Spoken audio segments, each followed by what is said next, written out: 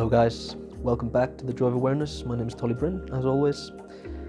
I decided to make a video today on the psychedelic aspects of travel. As I told you in a recent video, I'm now in Srinagar in Kashmir in the north of India. I've been here for 4 days now, and it's freezing cold here. Well, it's not. It's actually not freezing cold. It's around 0 to 5 degrees Celsius. But for some reason, I'm always freezing cold. So I think it's the humidity. Like here in the room, it's colder inside than outside. So basically, I'm just lying in bed here, recording this video. Which is fine. It's okay. Got a heated blanket and all that stuff. So that's great. But I was thinking recently about like what it is that makes us want to travel. Like what is it about travel that is so valuable to us? And like I've very seldom met people who are such homebodies that they have no interest in travel. Like almost everybody you talk to is like, yeah, I'd love to, like it's on their bucket list to travel somewhere or see something or experience someplace, And I think this is something very human when we think about it. It's like a primal instinct to explore or something like that. But I think travel, obviously it has a facet of outer exploration, exploring the world, seeing new places, meeting new people, seeing new cultures and all this stuff. But I would argue that it has just as large of a inner exploration facet. It's how when you take LSD or psilocybin mushrooms, they call it a trip, and I don't think that's a coincidence. I'm on a trip right now. I've been on psychedelic trips before, and I really feel like this trip is pretty psychedelic.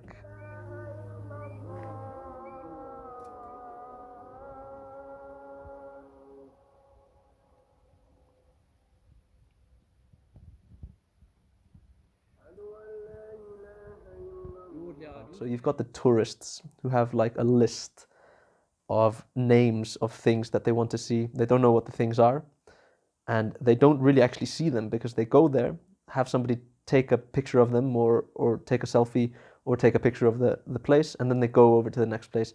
They don't really look, they don't really see. They don't really even know what they're doing there. They've spent their money on their plane ticket, they've rented their car, they've got their phones out the window in the car the whole time, got their phones up in front of their face all the time, and they don't really see the country or see the place or meet the people really, other than simply through their phone. And this is what I would call like a tourist, And then you've got travelers, and travelers are different in the respect that they generally have more time. They generally are looking for more of a feeling or more of a connection than like ticking off a list of destinations.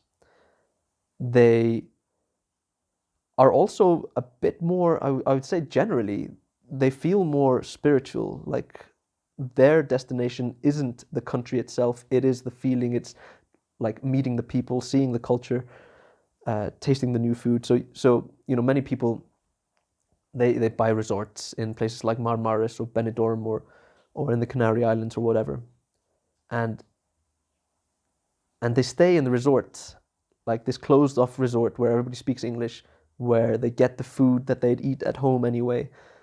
And many people don't go out of the resort at all. They just stay at the poolside, and they're scared of going out because this is like an enclave within another country. So you get a different climate, you get people with a funny accent, but that's it. You get a nice hotel, you get all-inclusive bar and breakfast in bed and all this stuff. But, and that is an experience, of course. Like I've only one time in my life have I done that, and that was when I went with my grandparents, who had, they'd gotten a bit too old to travel by themselves. So they asked me to come along with them and help them out. And we stayed at the resort for the most part. They couldn't really walk so much, but I took them out a few times, and we took a few tours around the island and things like this. But it really struck me how many of the people that we met, or I should say how few of the people that we met, actually went outside of the resort. Most of them just stayed in. They went to breakfast, lunch, dinner, had food, watched the game on TV, sat by the poolside, and slowly got stoned, slowly just got shit-faced by the pool, and then went to bed, and then rinse and repeat the next day. And I was just like, that's pretty gross. It's really, and such a waste as well. Like, they're paying loads of money to be there. And it's just like, why didn't you just stay home? Buy like a sun lamp or something and stay home. Order in. Like, I always find it pretty funny. For myself, I can say that travel is something that I do in an attempt to get closer to God, in an attempt to understand myself better. And all of these trips that I've done throughout the years, they've taught me so much about myself. They've shown me my own sort of resilience, my own intelligence, my own courage in the face of difficulties. Like, I got my phone, my passport, and all my money stolen from me in Spain. I once, pretty stupidly, jumped over a security gate in a bus stop in Panama, and subsequently I got shouted at by a armed military officer, and I deserved it. Like, I was being stupid. It was okay. But I've had all kinds of things. Like, I was attacked by a guy with a knife in Delhi once, who cut my bag and tried to steal I had a book and a diary in there, nothing else. So he would have gone home empty-handed, but it was scary as hell. I was under a dark bridge somewhere in the slums of Delhi, and this guy with a knife is like running after me, and I was like, oh my God.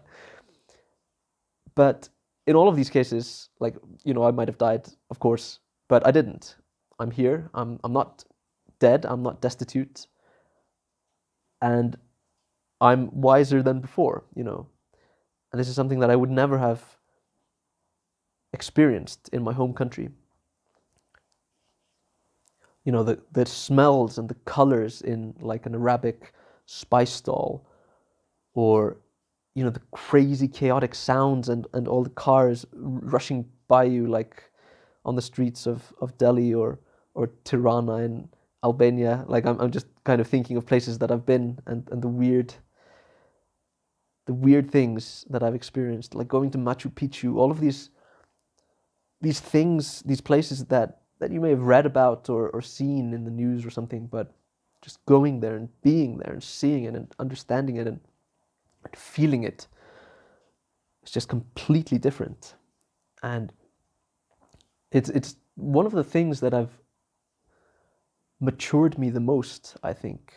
Like, going through my illness, going through my healing process, as I talk about a lot on this channel, is definitely up there with the most maturing things in my life. But on the other hand, I think if I hadn't traveled so much in my youth or when I was younger, I'm still kind of in my youth. I'm 30, so for God's sake. But, I traveled a lot in my early 20s, mid 20s. And I think if I hadn't done that, I would have been way more cautious, way more hesitant in, trying out the fasting and trying out like the simplified diet and just experimenting with my health and overcoming my own illness. So I think I'll leave you with this, I was thinking about this earlier, and I've mentioned this quote before by Rumi. I looked for God and found only myself. I looked for myself and found only God. And I feel like when you go out traveling, when you go out looking for all these places, you're looking for yourself, And the funny thing about yourself is that it comes with you wherever you go. So wherever you go, there you are, you know. Wherever you go, there you are. And it's funny, like when I was younger, I would travel sort of as a means to escape myself. After having traveled for a long time, I realized, you know, I'm always with myself. Like, it doesn't change anything. I carry the same problems, the same mindset with me everywhere I go. And then I realized, once I stayed home for a few years and just worked on other stuff, and I was meditating and praying and doing all kinds of spiritual things as well. And I realized, you know, I'd stopped kind of, you know, searching for myself, millennial style, all around the world. I was just trying to kind of settling into where I was at the moment. And that's where I kind of found God, so to speak. You know, I found myself while traveling and found God while staying at the same place.